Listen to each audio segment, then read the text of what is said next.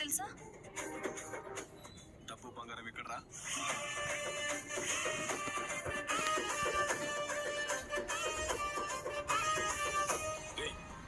మా డబ్బు బంగారం ఎక్కడుందిరా? అంత డబ్బు బంగారం ఏం చేసావు? ఆది చెప్పు. వదలరా, వదలు వదలు ఆది. ఏంట్రా ఇది? ఏం చేస్తున్నావు? అల్లుడు గారు క్షేమంగా వచ్చారు, అది చాలు కదరా. పోతే పోయింది, వెధవ డబ్బు బంగారం. మర్యాద లేకుండా అలా ప్రవర్తిస్తావేంటి? ఏంటి పోతే పోయిందా అంటే ఏంటి మీ ఉద్దేశం? ఈయన తీసుకున్నారనా? చాలా తెలివిగా మాట్లాడుతున్నారే. ఏం మాట్లాడుతున్నావే? వెళ్ళేటప్పుడు బంగారం తీసుకెళ్లాడు, వచ్చేటప్పుడు ఖాళీ చేతులతో వచ్చాడు. చేరాల్సిన చోటికి చేర్చలేదు. ఇంకా వీళ్ళు కాకపోతే ఎవరు తీస్తారు? నువ్వు వాగమ్మా. నోరు జారావంటే మర్యాద దక్కదు. ఆ కుటుంబం గురించి నీకేం తెలుసని మాట్లాడుతున్నావు?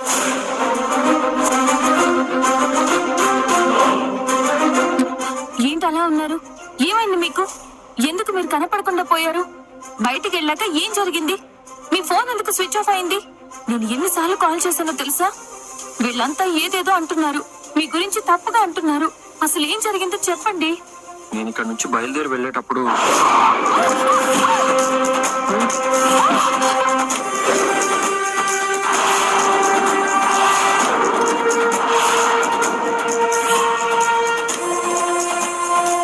దెబ్బలు తగిలేయండి. సారీ అండి.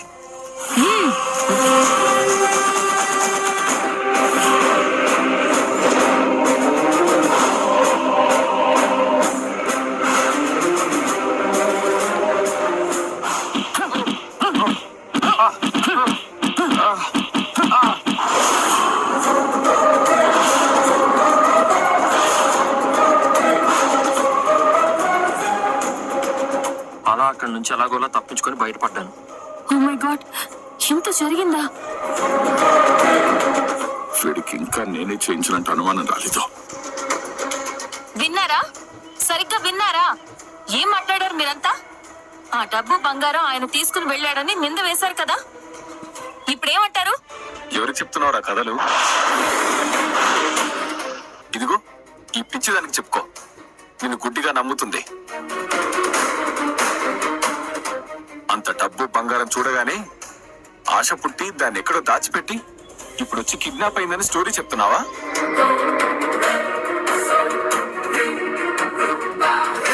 అది తొందరపడుకో. డబ్బు బంగారం పోతే మళ్ళీ సంపాదించుకోవచ్చు, ఒకసారి మాట పోతే రాదు. నీకు తెలియదు నాన్న, ఈ దరిద్రులంతా ఇంతే నాన్న.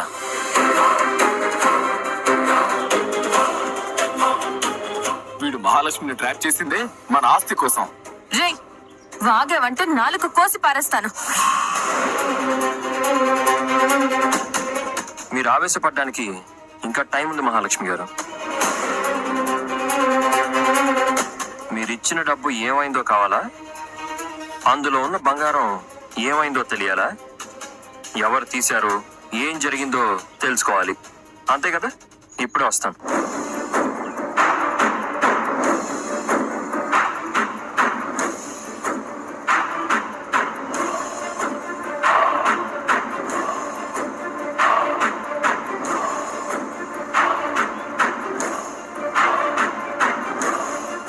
దొరికిపోయేలా ఉన్నాం. మహాలక్ష్మికి మన విధానం మనం రాకుండా చూసుకోవాలి, లేదంటే మన ప్లాన్ అంతా ఫెయిల్ అయిపోతుంది.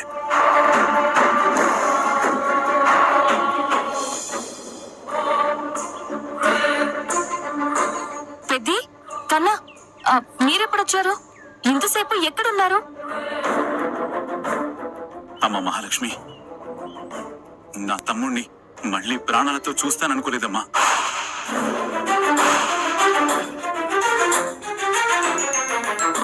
కనపడలేదనా? కనపడకుండా చేస్తారని.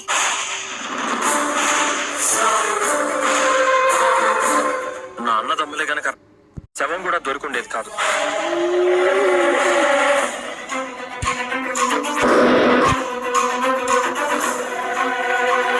ఏదో జరగరాంది జరిగింది.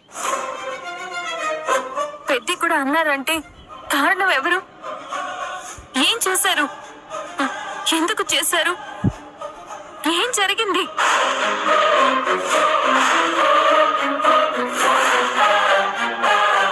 నన్ను కట్టిపడేసిన చోటు నుంచి కష్టం మీద ఒక రౌడీ ఫోన్ ని దొంగతనం చేసి అన్నయ్యకి ఫోన్ చేశాను.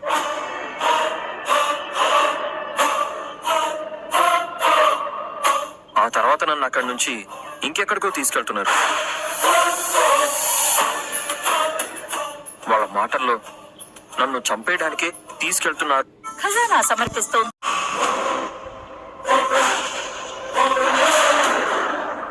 దారిలోనే అన్నయ్య వాళ్ళు నన్ను చూశారు. అందరం కలిసి వాళ్ళ మీద దాడి చేశాం.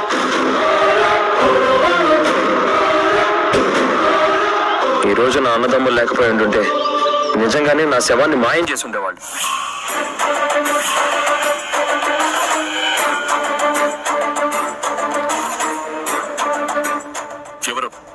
ఎవరా దుర్మార్గులు? డబ్బుల కోసమేనా, బంగారం కోసమేనా? వాళ్లే అయి ఉంటారు, అంతేనా? వాళ్ళెవరో తెలుసుకోవాలని ఉందా సార్? ఇదంతా ఏదో సినిమాలో జరిగినట్టుంది. ఎవరు ఇంత దారుణం చేసింది? ఎవరు చెప్పండి.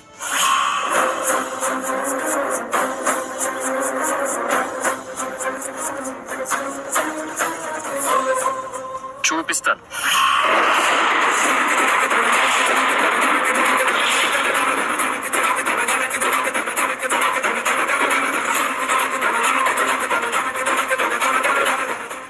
ఎవరు బాబు?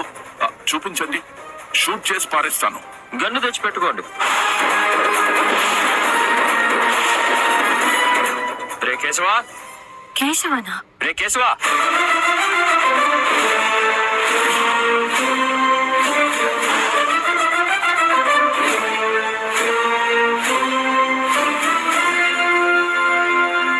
పదరా.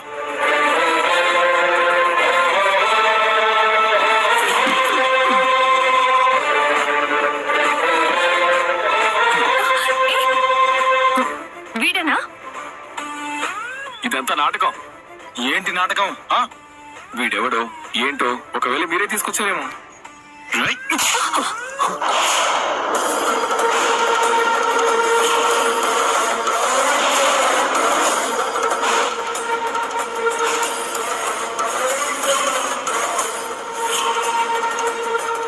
క్షమించండి, నా రక్తం మరిగిపోతుంది.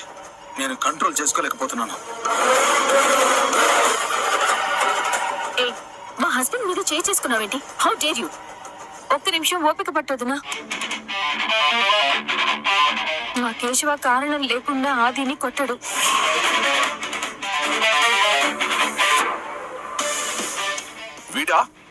వీడే నా పని చేసింది. వీడిని బయటికి తీసుకెళ్లి నేను చూసుకుంటాను. చంపేస్తా. ఆగండి సార్.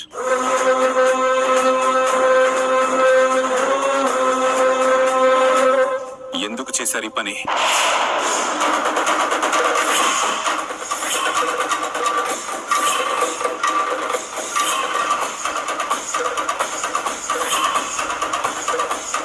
పెద్ద మనుషులేనా మీరు? ఒక్క పూట ఆతిథ్యం ఇచ్చినప్పుడే అతిథిని దేవుడిగా భావించే మనుషులమని అర్థం చేసుకుంటారనుకున్నాను. నా తమ్ముడు ఏం పాపం చేశాడని వీడి మీద దొంగతనం మోపిందే కాక హత్య చేయాలని కూడా ప్లాన్ చేశారు. నేను వాణ్ణి ఈ చేతులతో పెంచి ఇదే చేతులతో మీకు అప్పచెప్పాను. మేము రాకపోయి ఉంటే మా తమ్ముడిని బలి తీసుకునేవాళ్ళు కదా.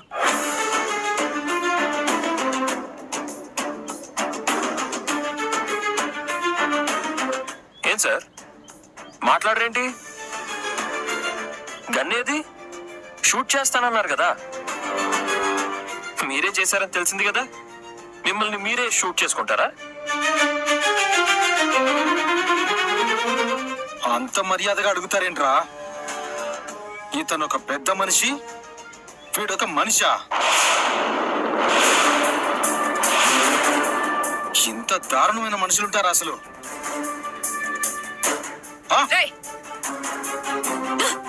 ఎవరా మీరంతా? ఎవరు నా ఇంటికి వచ్చి నా భర్తనే నిలదీస్తున్నారు? నడవండ్రా బయటికి, చంపేస్తాను. నా ఇంటి గుమ్మం ముందు నిలబడే అర్హత కూడా లేదు మీకు. పోండ్రా ఇక్కడి నుంచి. అమ్మా మహానటి, ఇందులో మీ పాత్ర కూడా ఉందని, ఇదంతా మీకు తెలిసే జరిగిందని మాకు తెలుసమ్మా. కొంచెం మీ ఓవర్ యాక్షన్ ఆపుతారా?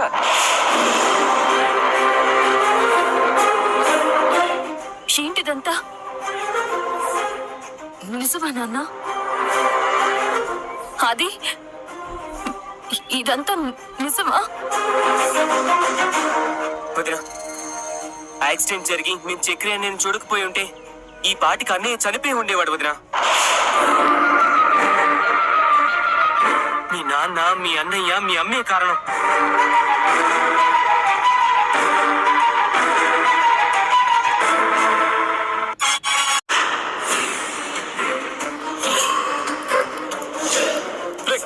చెప్పరా, చెప్పు, చెప్పరా. దీని వెనక ఎవరున్నారో చెప్పు. చెప్పరా లేదా? చెప్పు. చెప్పరా. చెప్తాను. ఇదంతా చేయించింది ప్రతాప్ గారు. వాళ్ళ అబ్బాయి ఆది కూడా ఇందులో ఇన్వాల్వ్ అయ్యాడు. మీరు ఆ రూట్ లో రావడం, మిమ్మల్ని అటాక్ చేసి బ్యాగ్ తీసుకెళ్లడం, ఆయన పేరు బయటికి రాకుండా చేయడం, ఇదంతా వాళ్ళ ప్లానే.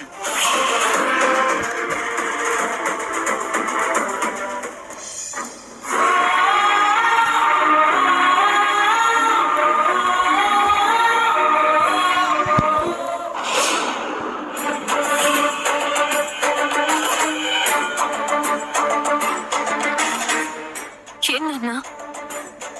నిజమా? నువ్వు బృందావనంలో అడుగు పెట్టింది ఈ చక్ర ప్రాణాలు తీయడానికేనా? నువ్వు ఆ ఇంటికొచ్చి నా మీద, చక్రి మీద, మా అందరి మీద అభిమానం కురిపించింది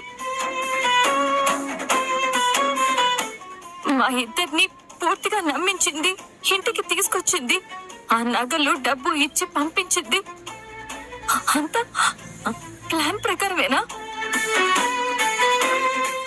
ఎందుకు ఇలా చేశారు?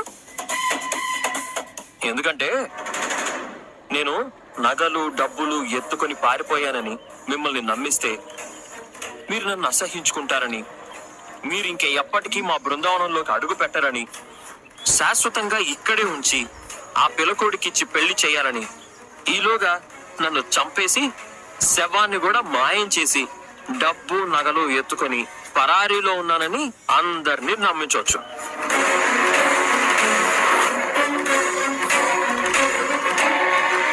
ఇన్నేళ్ళు వచ్చాయి, ఎందుకయ్యా నీకు అంత పంతం?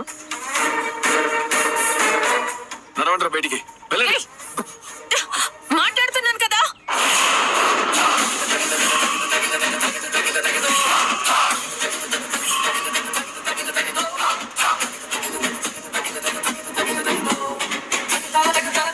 అమ్మమ్మ, ఇదంతా వీళ్ళతో నా మీద కుట్ర పన్ని నిన్ను మమ్మల్ని విడదీయాలని. ఆపు, ఆపు. ఎవరి గురించి ఎవరికి చెప్తున్నావు నాన్న? చెప్పు, ఎందుకు చేసావు ఇదంతా? ఏ మహా, వీళ్ళు చెప్పేది నిజమని గ్యారెంటీ ఏంటి? నేనే సాక్ష్యం. సాక్ష్యం ఉందా? ఇలా అడుగుతారని నాకు తెలుసు. వారం రోజుల్లో మీరు నన్ను అసహ్యించుకొని ఇక్కడే ఉండిపోయేలా చేస్తానని మీ నాన్న నాతో ఛాలెంజ్ చేశారండి. అందుకే ఇదంతా.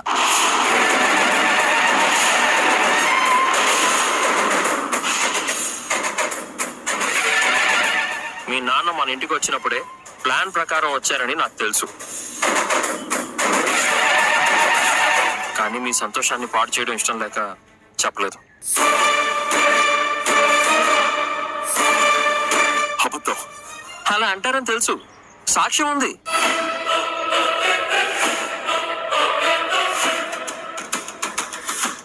ముందు మీరేదో ఆవేశంలో మాట్లాడుతున్నారు అనుకున్నాను, తర్వాత రెట్టించేసరికి అనుమానం వచ్చింది. మీరేదో ట్రాప్ లో పడేయడానికి నన్ను రెచ్చగొడుతున్నారు అనుకున్నాను. అందుకే ఆడియో రికార్డ్ చేశాను.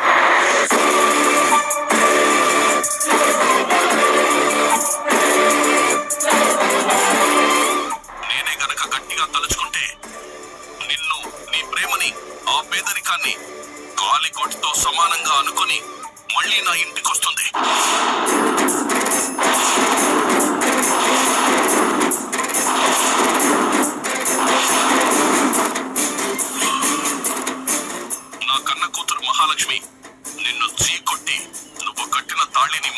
విసిరి కొట్టి నా ఇంట్లోనే ఉండిపోయేలా నా మాట వినేలా చేస్తాను. వారం రోజులు చాలు.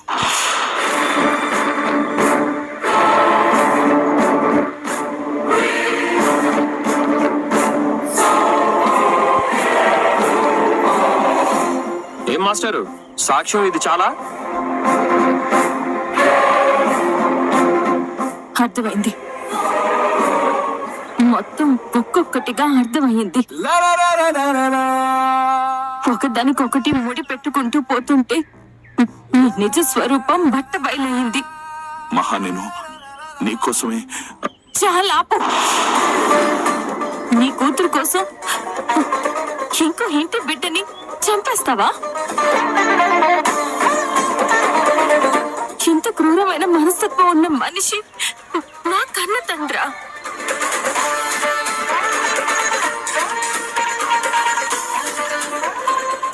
ఇలాంటి మనిషి పెంపకంలో నేను పెరిగానా? మీరు కోరుకున్నది జరిపించుకోవడానికి ఎంతకైనా దిగజారిపోతావా? ఎంతకైనా తెగిస్తారా? ఎంత రాక్షసత్వమా, ఎంత పైశాచికత్వమా? ఏయ్, నాన్న ఒక్క మాట అన్న ఊరుకోను.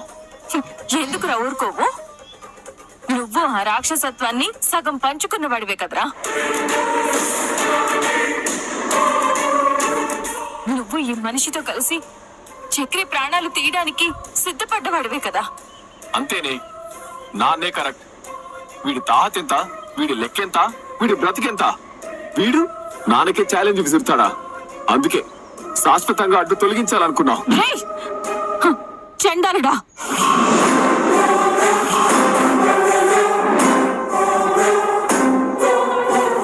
ఆనాడే వీళ్ళ నాన్నని కత్తితో పొడిచినప్పుడే నిన్ను జైలుకి పంపించుంటే ఈనాడు నువ్వు ఇలాంటి మాట మాట్లాడేవాడివా?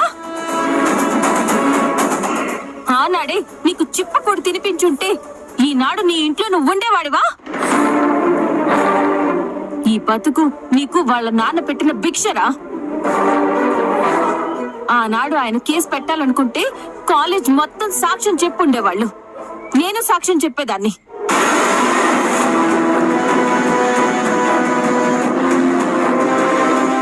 వదిన మొహం చూసి నేను ఊరుకున్నాను. నా మొహం చూసి ఆ పెద్ద మనిషి ఊరుకున్నారు. నువ్వు ఆ మనుషుల స్థాయి గురించి మాట్లాడుతున్నావా? అసలు వాళ్ళ స్థాయి ఏంటి? వాళ్ళెక్కడా, నువ్వెక్కడా? వాళ్ళ కాళ్ళ గోటికి కూడా సరిపోరు మీరు.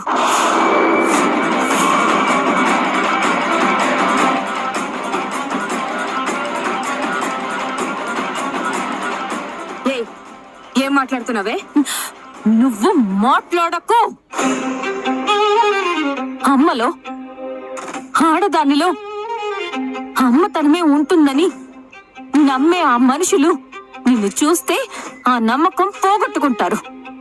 మొత్తం స్త్రీ జాతి మీదే అసహ్యం పుడుతుంది వీళ్ళకి. ఆ ఇంట్లో ఆడదిక్కు లేదు, కానీ అమ్మతనం అడుగడుగునా ఉంది. అన్నం పెట్టారమ్మా నీ కూతురికి, ప్రాణం పెట్టారమ్మా నా వ్యక్తిత్వానికి.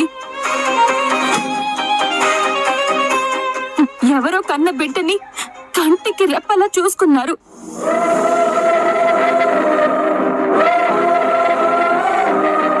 ఆ బృందావనంలో ఒక తులసి మొక్కలా నాటుకున్నారు. వాళ్ళ నాన్న కూడా నా దగ్గర పసివాడయ్యాడు. ఈ పసివాడికి నేను అమ్మనయ్యాను. ఏ బంధం లేకుండానే నా జీవితానికి వీళ్ళంతా కాపలాదారులయ్యారు. వాళ్ళంతా ఎక్కడా, మీరెక్కడా? ఛీ! మహా, నేను నీ అమ్మని. అలా చెప్పుకోకమ్మా. నేను కూడా నిన్ను అమ్మ అని పిలవడం ఇదే ఆఖరిసారి.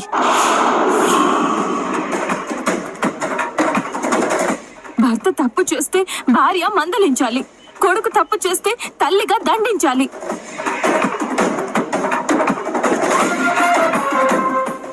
కానీ నువ్వు వీళ్లతో కలిసిపోయి వీళ్ళని వెనకేసుకొస్తున్నావు.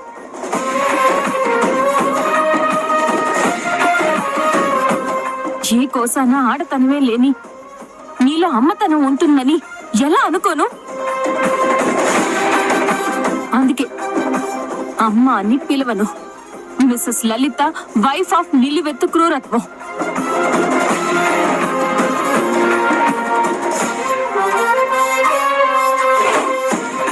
చక్రి, పోలీసులకి ఫోన్ చేయండి.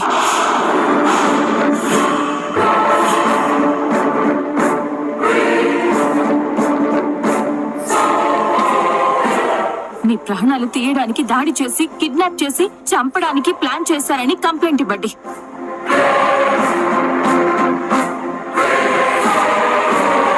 నేను సాక్ష్యం చెప్తాను. ఏ కోర్టుకైనా వస్తాను. వీళ్ళ అహంకారాన్ని అణగదొక్కాలి. వీళ్ళ రాక్షసత్వాన్ని సమూలంగా తొలగించాలి.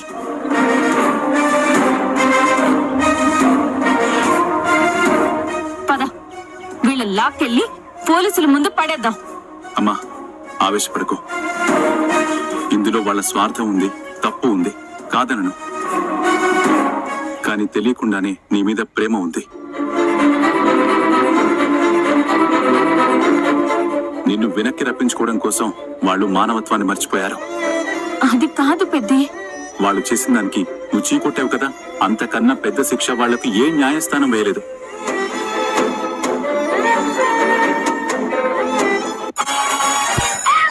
ప్రపంచమంతా మీ మనసులో స్వచ్ఛంగా లేదు. విన్నావా? అది వాళ్ళ వ్యక్తిత్వం. వాళ్ళని చూస్తే చేతులెత్తి మొక్కాలనిపిస్తుంది.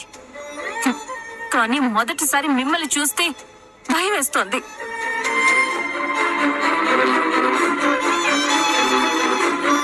మీ మాట వినకపోతే నన్ను కూడా చంపేస్తారా?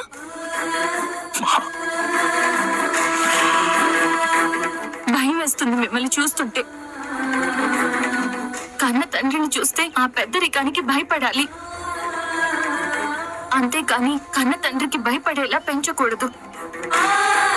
ఇంకెప్పుడు మీరు మా బృందావనంలో అడుగు పెట్టద్దు. మీ మహాలక్ష్మి నిలయం నుంచి మహాలక్ష్మి శాశ్వతంగా బయటికి వెళ్ళిపోతోంది.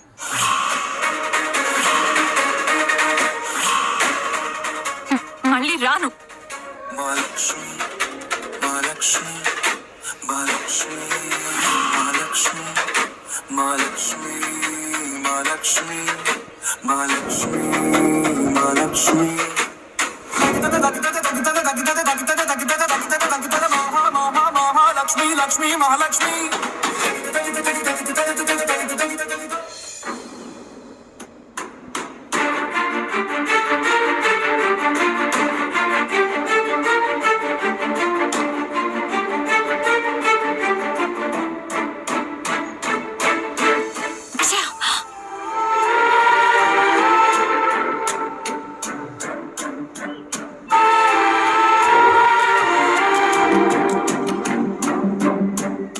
ఆస్తులు అంతస్తులు అంటూ అరిచారు. మీ ఇంటి నుంచి మీ మహాలక్ష్మి అలిగి వెళ్ళిపోతుంది. అసలైన ఐశ్వర్యం మీ కూతురే. తనే మా ఇంటికి వస్తోంది. ఇప్పుడు మీకంటే ఐశ్వర్యవంతుణ్ణి నేను.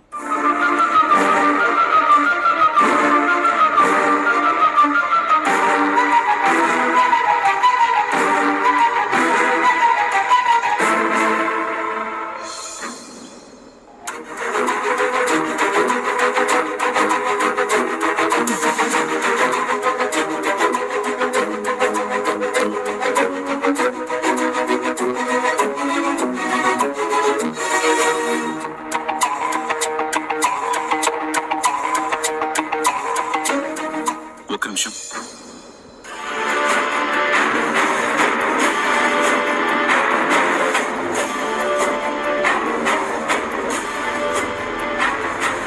అరే కన్నా, ఏంటో చూడరా. అలాగే.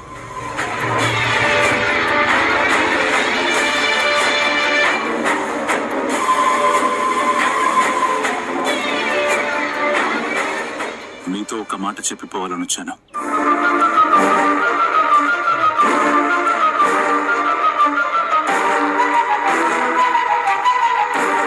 డబ్బు సంపాదించడం ఒక్కటే ఐశ్వర్యం అనుకుంటున్నారా? కాదు. తండ్రి కాళ్ళు నొక్కే కూతురు ఉండడం ఐశ్వర్యం. తల్లికి జ్వరం వస్తే సేవలు చేసే కూతురు ఉండడం ఐశ్వర్యం.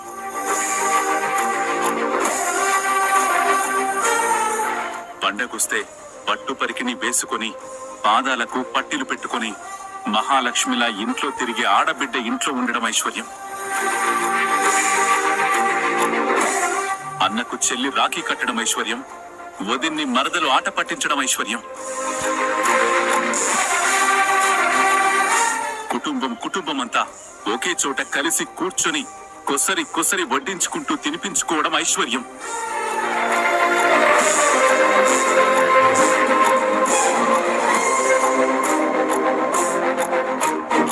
డబ్బు సంపాదించి బ్యాంకు ఖాతాల్లో ఇంటి ఇనుప పెట్టెల్లో దాచుకోవడం ఒక్కటే ఎప్పటికీ ఐశ్వర్యం కాదు.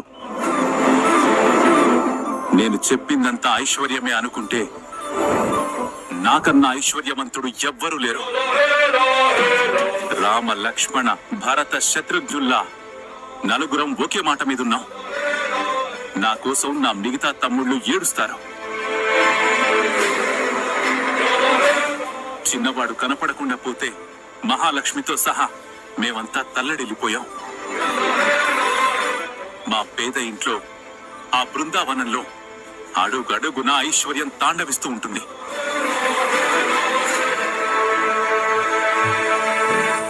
నేను వెనక్కి వచ్చింది వేరే మాట చెప్పడానికి. మా అమ్మ చనిపోతే మా తమ్ముళ్ళని పెంచాను. చక్రి నా తమ్ముడే అయినా వాణ్ణొక పసివాడిలాగే చూస్తాను. ఇంకొకసారి వాడి ప్రాణాలకి హాని తలపెట్టాలని చూస్తే నేను మేస్త్రిని. నాకు ఇల్లు కట్టడమే కాదు, నాకు సమాధులు కట్టడం కూడా తెలుసు.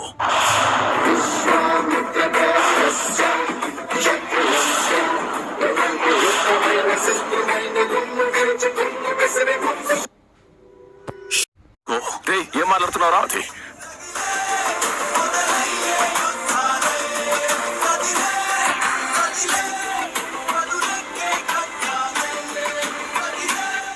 ఇంకెప్పుడు మహాలక్ష్మి జోలికి రాకండి. మా అమ్మని మా నుంచి వేరు చేయాలని చూడకండి.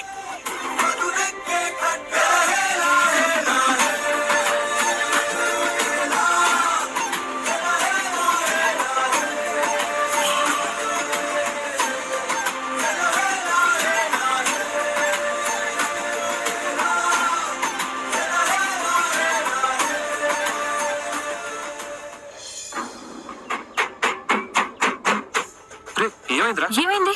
అన్నయ్య ఏమైనా అన్నారా? పెద్ద జోలికి వెళ్ళారా? అన్నయ్య వాళ్ళకి వార్నింగ్ ఇచ్చాడు. చక్రనే జోలికొస్తే సమాధులు కడతానన్నాడు. పెద్దన్నయ్యలో అంత కోపం నేను ఎప్పుడు చూడలేదు.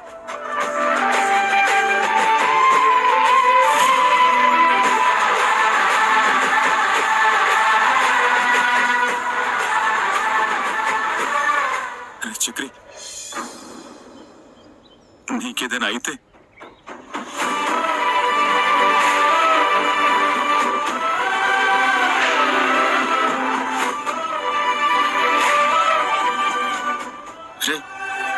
నీకేదైనా అయితే నాతో ఎవర్రా గొడవ పడేది?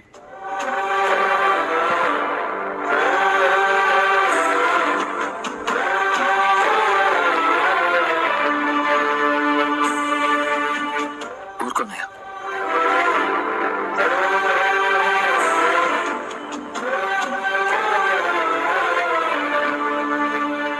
మీరందరూ నన్ను క్షమించండి.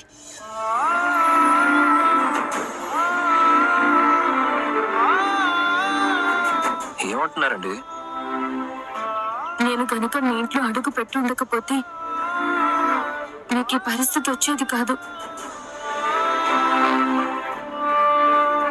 నిజంగా మీకేదన్నా అయితే నన్ను నేను క్షమించుకునేదాన్ని కాదు. అదృష్టం కొద్దీ చక్రి క్షేమంగా దొరికాడు. ఇంకా పీడకలని మర్చిపోదామమ్మా. వాళ్ళు చేసిన దానికి నువ్వు చాలానే అన్నావు కదా. మనుషులైతే మారతారు, లేదంటే మనమేంటో వాళ్ళకి తెలుస్తుంది. ఇక ఈ ఇంటి నీడలో కూడా మనం ఉండకూడదు. పదండి వెళ్దాం. అందరం అలసిపోయి ఉన్నాం, ఎలా వెళ్దాం?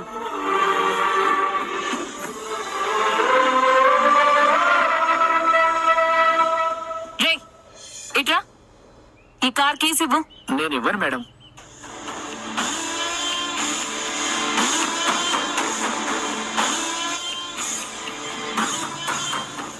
రే కీసివరా. నేను ఇవ్వను సార్. ఇవ్వ.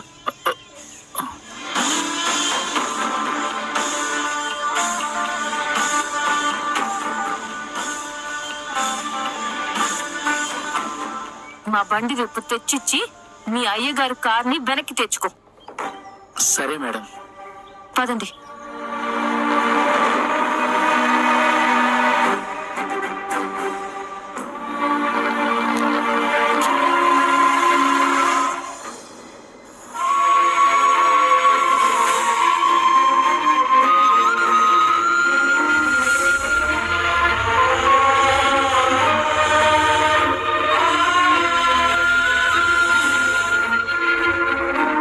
ఎందుకెవరు మాట్లాడడం లేదు?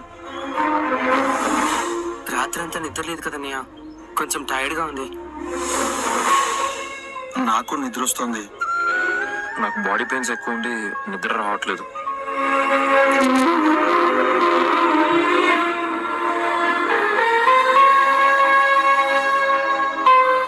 అన్నయ్య ఏడుపు వస్తుంది అన్నయ్య. ఎందుకు? అసలు ఏమైంది? ఏమన్నారా? ఏం నమ్మకం రా నాకు నీ మీద. ఏమైందమ్మా? మా ఇంటికి రానంటే నేనే రమ్మన్నాను. ఆ డబ్బు తీసుకుని వెళ్ళను అంటే నేనే వెళ్ళమన్నాను. మా నాన్న పంతం కోసం మన ఇంటికి వచ్చారని తెలియక ఏదో చెయ్యాలని మనసులో పెట్టుకుని డబ్బిచ్చి పంపిస్తున్నారని ఊహించలేక 2 సార్లు చక్రి మాట వినలేదు. కానీ ఆ 2 సార్లు చక్రి నోరు విప్పి మా నాన్న అసలు ఉద్దేశం ఏంటో చెప్పలేదు. వ్యక్తిత్వం అంటే అన్నదానం, వస్త్రదానం లాంటివి. మా అమ్మలా చేస్తే బయటపడదు, ఇలాంటప్పుడే బయటపడుతుంది. I'm sorry Chakri. ఏంటండి మీరు నాకు సారీ చెప్తున్నారా? అంతకన్నా మీరు ఎప్పట్లా తిడితేనే వినసొంపుగా మనసుకి హాయిగా ఉంటుందండి. మీరెందుకు నా దగ్గర దాచిపెట్టారు? 20 ఏళ్ళు మీరు మీ నాన్న గుండెల మీద పెరిగారు. ఒకేసారి తెగదింపులు చేసుకుని వచ్చి మీరు లోపల ఎంత దిగులు పెట్టుకున్నారో నేను ఊహించగలనండి. పైగా మీ నాన్న ఇంటికి వచ్చినప్పటి నుంచి మీ మొహంలో ఏదో తెలియని కొత్త వెలుగు చూశాను. అంతకు ముందు లేని సంతోషాన్ని గమనించాను. ఆ సంతోషాన్ని పాడు చేయడం ఇష్టం లేక మీకు నిజం చెప్పలేదు. కానీ తెలిసి తెలిసి మీరు అంత రిస్క్ ఎందుకు తీసుకున్నారు? మొదటి నుంచి స్టిల్ ఈ రోజు దాకా మీరు ఏం చెప్పినా నేను కాదనకుండా చేశాను. తర్వాత ప్రాబ్లమ్స్ ఏం వచ్చినా చూసుకున్నాను. కాదంటారా? నాకు తెలుసు, నాకు అన్ని తెలుసు. అందుకే ఎన్నిసార్లు మా వాళ్ళు మీరు డబ్బు తీసుకుని వెళ్ళిపోయారు అని చెప్పినా ఒప్పుకోలేదు. చచ్చినా నమ్మనని చెప్పాను.